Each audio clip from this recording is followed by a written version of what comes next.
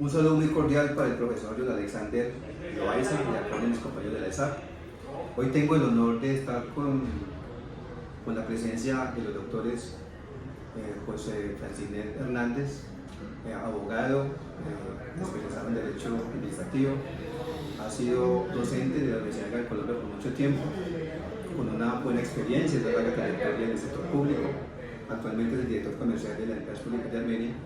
Y también tengo el honor de presentar al doctor Javier Humberto Salazar, abogado, especializado en gerencia y en riesgos, también con una muy buena experiencia en el sector público. Actualmente es el director de atención al usuario y de los procesos de PQE. Ellos muy amablemente, a través de un pequeño conversatorio, en un buen ambiente, un ambiente tranquilo, sereno, acompañado por un buen cafecito, nos van a interpretar o a socializar o a conceptualizar algunos artículos estipulados en la Carta Magna de los colombianos, especialmente en los artículos 261 al 269 de la Constitución Política de nuestro país. Es importante, antes de darle la palabra a ellos, que el artículo 261, 262 y 263 hace referencia básicamente a las elecciones y la organización electoral y también del sufragio, que tiene que ver con las elecciones de alcaldes, gobernadores, diputados, concejales, presidente y vicepresidente a través del voto popular.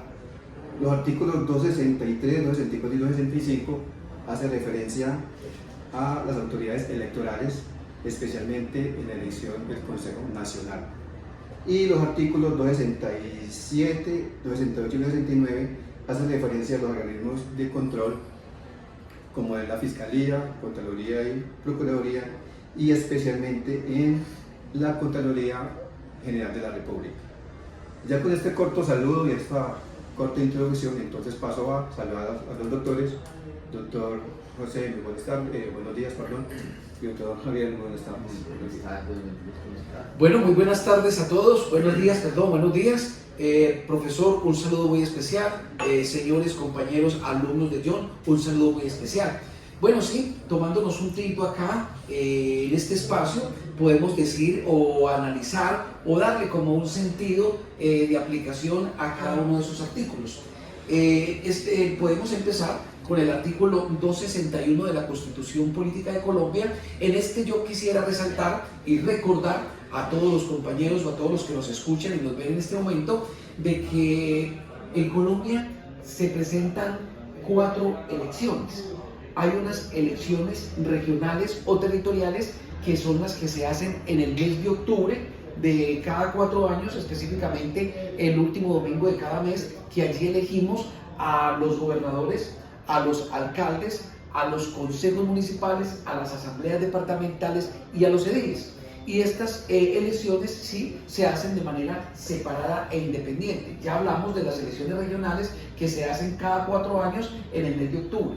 Luego tenemos las elecciones para Congreso de la República, es decir, para Senado y Cámara de Representantes, que se hacen también cada 4 años, pero en el mes de marzo se hacen estas elecciones. Y posteriormente tenemos las elecciones de presidente y vicepresidente de la República, que también se hacen cada 4 años, pero estas elecciones corresponden al mes de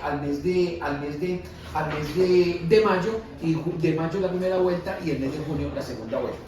En ese término de circunstancias, pues ya refiriéndonos al artículo como tal, podemos ver que este artículo no solamente habla de ese proceso electoral específicamente, sino que también da importancia o establece una importancia a los partidos políticos y que son o representan la democracia en nuestro país.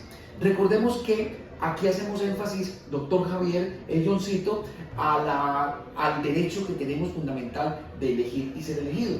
Pero debemos también de reunir unos requisitos que trae la norma para optar a esa elección. Por eso, recordemos que cuando vamos a aspirar a un cargo de elección popular, debemos de tener el aval de un movimiento o partido político. Es así como se resalta la importancia que da este artículo 61 a los partidos y movimientos políticos que van encaminados ¿hacia dónde? a la democracia colombiana. Recordemos que en el preámbulo de nuestra constitución política también establecemos que no solamente somos un Estado social de derechos, sino también que somos democrático y participativo.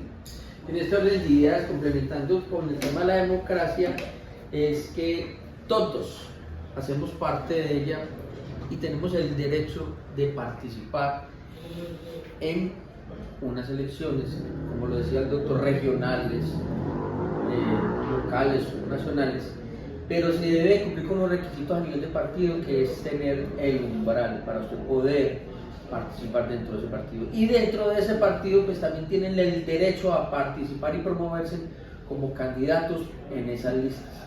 En esas listas pueden ser abiertas o lista cerrada, y si lista cerrada es en el orden de inscripción del candidato, y si tienen derecho a X curules, en ese orden se reparten las curules.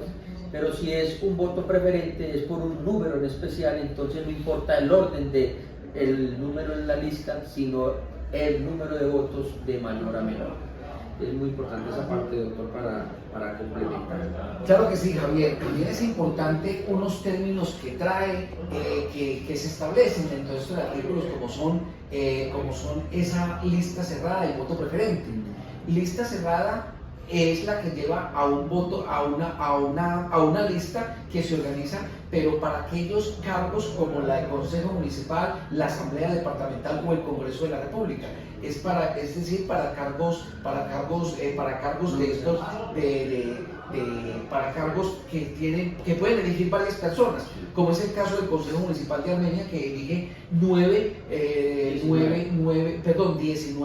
concejales, o la Asamblea Departamental, que entendió que es 11. Aquí podemos establecer lista cerrada, es decir, 19 personas, pero se cierra la lista, es decir, tiene opción a llegar el primero y el más votado, ¿no? Y una cifra repartidora también es una palabra clave que tenemos que discutir allí, que es cuando ya es una lista abierta, pero se hace referencia a quien obtenga más votos de esa lista, y de acuerdo al caudal de votos que haga en esa circunscripción o en esa jurisdicción, pues empiezan a repartirse unos votos entre las personas que obtengan el derecho o que pasen un umbral, palabra también clave a destacar en estos artículos que enunciamos. ¿Qué se está queriendo decir con esto, doctor Javier? Yo cito: ojo, la Constitución a través de estos artículos está promoviendo ¿qué? La democracia participativa. Por eso es que volvemos y repetimos y hacemos énfasis: democracia participativa, el derecho fundamental a elegir y ser elegido nuevamente. Ahí es donde entra el artículo 12 sentidos, que regula la elaboración y el contenido de los estatutos de los partidos políticos, ¿sí? Establecen esas obligaciones de incluir unos principios, unos valores democráticos que todos tenemos el derecho, y definir la estructura orgánica y funcional de esos partidos. Ahí, esas son las leyes internas de cada partido, y esos son los que le dan ya el paso a seguir, el vademecum, para usted poder inscribirse por un partido o por cualquier suscripción para ser elegido. Y que dentro de esos estatutos están las normas ya, como decir, locales de cada ente y que regula esa organización funcional. Mire que todo es la concordancia de los artículos que estamos trabajando en este tema, porque si bien es cierto, tenemos ese derecho a elegir y ser elegidos, yo sigo enfatizando en el derecho fundamental, no es menos cierto que para aspirar a una curul se nos exige un aval que nos da ¿quién? Un partido o movimiento político, el cual debe estar sujeto ¿qué? A lo que nos acaba de decir el doctor Javier, a los estatutos de ese partido y movimiento político, ¿cierto? Que yo también debo, para obtener ese aval, regirme o atenerme a lo que describen esos estatutos de ese movimiento político, de ese movimiento o partido político. Incluso llegamos hasta más allá, nos rige y nos determina cómo es la financiación de la participación en esas campañas políticas. Que lo dicen ya. Recordemos que es correcto, ya entrando más en materia, doctor Javier, y yo cito: ¿en qué sentido? En el sentido de que, mire, muchas personas dicen, pero es que a usted le van a pagar los votos que saca. Totalmente cierto, pero tiene que cumplirse también unos parámetros, unas obligaciones o unos requisitos. Primero, superar el umbral.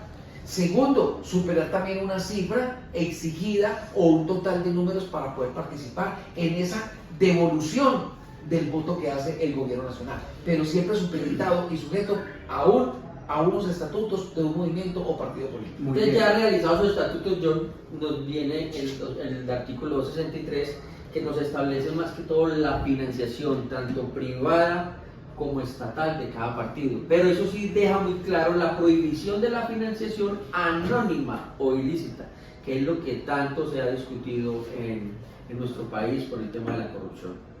Javier, John, amables escuchas, no olvidemos también que esa financiación tiene unos límites específicos, límites que también están regulados en el Estatuto Anticorrupción, Ley 1437 del 2011, que dice quiénes y cómo y por dónde se pueden recibir aportes a una campaña política y cuáles son las limitantes que tiene ese futuro gobernador o ese futuro alcalde frente a ese aportante de su campaña política.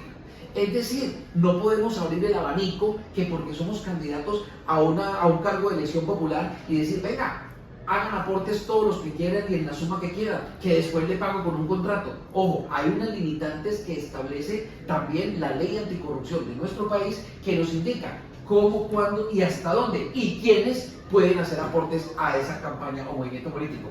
De igual manera, el Estado nos financia también o nos puede financiar esa campaña, pero también con unos requisitos previos y unas limitantes. O sea que ahí es donde entran entonces los entes de control, organismos de control, que dice el artículo 267, 269 de la Constitución Política de Colombia, donde hablan de los organismos de control, que es Fiscalía, Contraloría y Procuraduría, y también de la Contraloría General de la República. Ellos son los que ya entran a mirar toda esa parte. A ver, de todas maneras hay que diferenciar dos cosas, John. Venimos hablando del tema electoral de partidos y movimientos políticos. Recordemos que el tema electoral lo maneja el Consejo Nacional Electoral, ¿cierto? Que es una parte del poder ejecutivo, pero que le da ese énfasis al Consejo Nacional Electoral para que determine todo lo relacionado con las elecciones. Ese Consejo Nacional Electoral, a través de la Registraduría Municipal, es el que regula el proceso electoral. Pero tenemos unos órganos de control, como usted lo acaba de decir, que son la Fiscalía, la Procuraduría y la Contraloría, que son los encargados de investigar este tipo de delitos cuando Javier aporta a mi campaña en una suma indeterminada. Ahí ya la Contraloría, la Procuraduría y la Fiscalía son los que me investigan. ¿Y por qué esos tres entes fiscales? ¿Por qué esos tres entes de control? Porque la Fiscalía me investiga delitos penales. La Contraloría me investiga delitos fiscales. ¿Pero a qué se refiere ese delito fiscal? Cuando yo utilizo o me apropio de recursos públicos. Y la Procuraduría me investiga el aspecto disciplinario. En el tema de los funcionarios públicos cometiendo delitos electorales, participación en política y demás. ¿Sí? Por eso ahí el artículo 265 habla de la creación del Consejo Nacional Electoral para regular todos estos aspectos.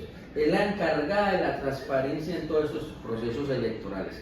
Y ahí está el 266 que habla también de la composición de ese Consejo Nacional y los miembros que son elegidos por el Congreso, que van a darle como ya el órgano máximo para iniciar los procesos electorales. Incluso dice cuáles son las funciones de ese Consejo Nacional Electoral y nos dice quiénes lo integran y cómo se conforma ese Consejo Nacional Electoral, porque es la autoridad política a nivel nacional. Es decir, a través de ese órgano es donde yo debo de cumplir los requisitos. Los partidos y movimientos políticos también deben de cumplir sus requisitos allá. Mire que es una autoridad, diría yo, doctor Javier, John, con mucho respeto, como especial, porque me regula y me maneja todo el tema de la democracia, desde la organización de las elecciones, desde la concesión de la personería jurídica a los movimientos y partidos políticos, y desde establecer la brújula o el vademecum a través del cual se regula la actividad correspondiente. Por eso el 267 nos habla mucho en el procedimiento de la elección y los requisitos para usted ser elegido en una corporación pública. ¿Sí? Bueno, creo que ha sido para mí un gran honor y una linda experiencia y muy enriquecedor escuchar hablar a ustedes. con la forma como se expresa, o sea, con la seguridad, con la libertad, con la propiedad con que manejan el tema. Creo que para mí ha sido muy importante este espacio y le agradezco de antemano por la oportunidad que me dieron de estar aquí con ustedes y de aprender obviamente de sus conocimientos, de sus experiencias, de sus vivencias. Doctor, muchas gracias. John, con mucho gusto, siempre para Gracias, servirles. gracias, ¿no? Un saludo muy especial a su profesor, un saludo muy especial a sus alumnos y de verdad es con mucho cariño que se hace el ejercicio y más para ustedes. Muy amable. Profe, muchas gracias, compañeros, muchas gracias. Muchas gracias, compañeros. Muchas gracias.